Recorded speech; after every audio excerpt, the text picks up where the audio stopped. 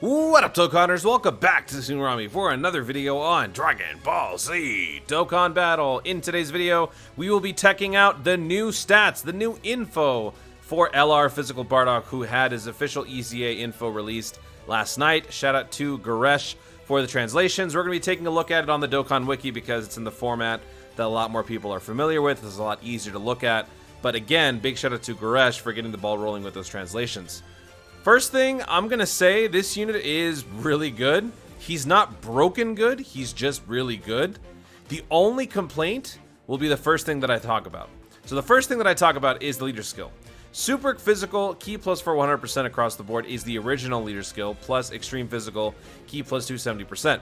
I originally thought that they were going to be just kind of conforming this to the normal meta archetype for LR EZAs by having it be Ki plus 4, stats 120 for a particular type. However, they seem to be going in a different direction. So they're going to be splitting it up with a Super Physical Ki plus 4, 120 and an Extreme Physical Ki plus 390%. I guess this makes more sense just because of how many LRs there are in the game. Eventually, you know, the more EZAs you get, the more variety there needs to be. They can't all just have the same, you know, monotonous leader skills. So I guess in that regard, this was inevitable. I just wasn't expecting it to happen so soon. So that is probably my only complaint about the unit because it does put the extreme class at a disadvantage. But then again, are you really going to be running this unit with a bunch of extreme units anyway? So, that's maybe the only possible point of debate. Other than that, everything else was done quite simply and quite effectively. It's pretty good. So let's take a look. A greatly raised attack for one turn was the original. Now it does both attack and defense, which is what we expected. Causes colossal and greatly lowers defense. What's funny about this unit's kit now is that his 12 key and his 18 key kind of seem like they should be in the reverse positioning. Kind of like how the Majin Vegeta was. The Majin Vegeta super attack causes mega colossal and the 18 key causes colossal. It's kind of the same thing here. Raising defense for one turn causing mega colossal and sealing is the 18 key for Bardock, whereas the 12 key is greatly raising attack and defense for one turn. Kind of bizarre. And to my recollection, right now on Global Dokkan, I don't believe there's another unit in the game that has an 18 key super that seals. I could be wrong, so feel free to let me know in the comments if I'm missing anybody. Last couple times I say this, you guys come back with a unit that hasn't yet released on Global. Keep in mind, I am a Global exclusive player, so not counting Vegeta or Gogeta or any of the new units that are coming up on JP that we haven't had yet on Global, let me know if there's any current unit in Global that has an 18 key sealing super attack. I don't think there is one, so I think that's the only one. For the passive, attack and defense plus 100%, plus an additional attack plus 20 at the start of each turn, up to 59, so 3 turns. Plus an additional attack plus 40 when performing an ultra super attack. Ki plus 6 when facing only one enemy. Ki plus 4, defense plus 60 when facing 2 or more enemies. Performs a critical hit when there is an enemy whose name includes Frieza, to be expected. Ki plus 12, attack plus 100% when there's an enemy whose name includes Frieza once only. So the difference here is, on top of the fact that you have a guaranteed crit against Frieza, you also have a momentary massive attack boost situation going on here. So think of this as the first time you fight a Frieza, instead of it having raising defense for one turn, think of it as like massively raising attack for one turn, raising defense for one turn, and then causing Mega Colossal and sealing enemy super attack. Because with an extra Ki plus 12, you're bound to be launching an Ultra Super, not a regular Super. So with that said, you're probably, it's a fun way to kind of look at it, right? Like, I think massively raising attack is one that gives you attack plus 100%. Is it 50 or 100? I think it's 100. I'm trying to think of what Bola does. Let me look her up real quick and see. She would be under Peppy Gals. So let's see what she does. Right here. Massively raises attack. That is 100%. Yeah, so think of it like that. Massively raising attack for one turn, and raising defense for one turn, and sealing enemy super attack after causing Mega Colossal. This unit thrives on Super Battle Road. If that wasn't obvious before, it is now, because not only does he seal, but he raises defense with the seal. That is a big change from before. Before, he would just seal. Now he raises defense and seal.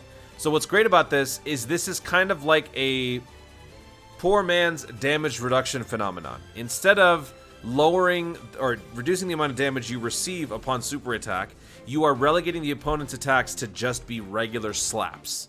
They can only hit you with slaps, which means it's a competition of their attack versus your defense. If your defense goes up while their attack stays the same, you are gaining an advantage. And if you combine that with a possible additional super attack where you would then greatly raise defense for one turn, well, you're looking at some pretty nice and sweet defensive moves there. I saw a stat that our boy Minato, shout out to Minato, on Twitter talked about. I'm trying to remember from memory, I can't think of it off the top of my head. When you have no supports and you are facing 2 enemies, I think post super attack you have around 270, 280,000 defense. When you have Int Bardock, the leader of Team Bardock on the rotation with you, and you launch a super attack, you would have up to 355, 360,000 defense with one super attack. That's not even factoring in an additional. So while you could argue that not having any sort of damage reduction puts this guy at a disadvantage, when putting him on the optimal battleground, which is Super Battle Road, he's going to be doing pretty well for himself. Not to mention he will have a pretty sweet right hook to counter, greatly raising attack, having a temporary attack boost with the Frieza on the field. I will say though, the Frieza portion of the passive is more, you know, it's more fan service because it's conducive to the character. It makes sense.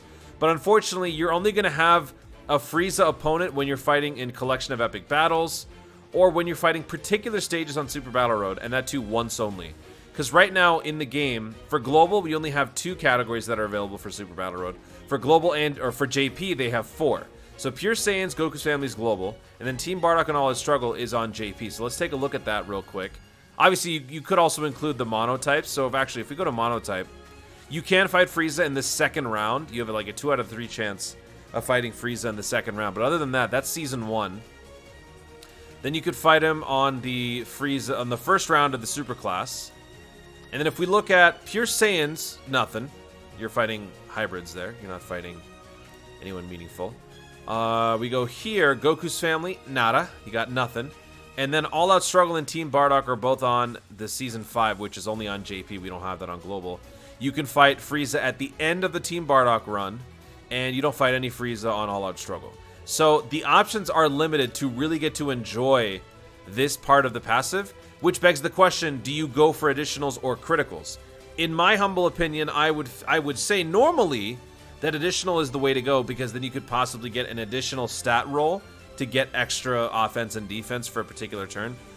However, with the amount of damage that this guy is capable of doing, I kind of feel like putting a little bit more into critical this time around isn't the worst thing in the world. I originally had this guy spec'd out for 11 additional 15 critical. I might be inclined to change that a little bit to skew more in the favor of additional, or I could keep it at that level. So let me know in the comments what you guys feel is the best build for this unit. 11, 15 with additional being 11 is the one I have right now, but I'm kind of thinking about switching it towards 26. I don't know. Let me know what you guys think. Taking a look at links, we got Saiyan Warrior Race, Saiyan Lineage, Team Bardock, Saiyan Pride, Prepare for Battle, Shattering Limit, Legendary Power. All offense boosting with minimal defense sprinkled in, which again kind of works for and against the additional argument, because if you have all this offense going for you, you might want to capitalize on it by using some crits in situations that don't include Frieza, which is going to be most of the time. Now, looking at the teams that would possibly help this unit the most, obviously, Team Bardock is going to be your go-to, right? But the problem is that these guys are so archaic. Well, not archaic.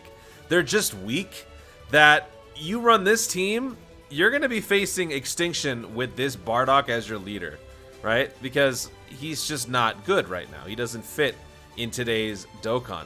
It's the same issue that I came across when I was doing my informal showcase for the Ginyu Force at this particular moment with 3 or 4 of their EZAs at the time. We were running dual Ginyu Force leads, Ginyu Gokus. They're not good either. They're not going to get the job done on harder events. On their particular event, sure.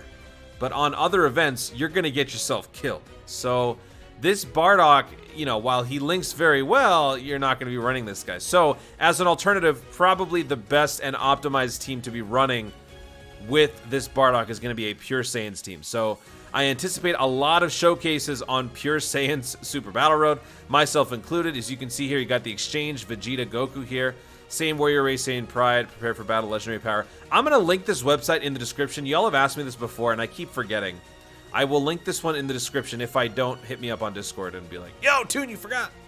So yeah, Pure Saiyans is going to be fun.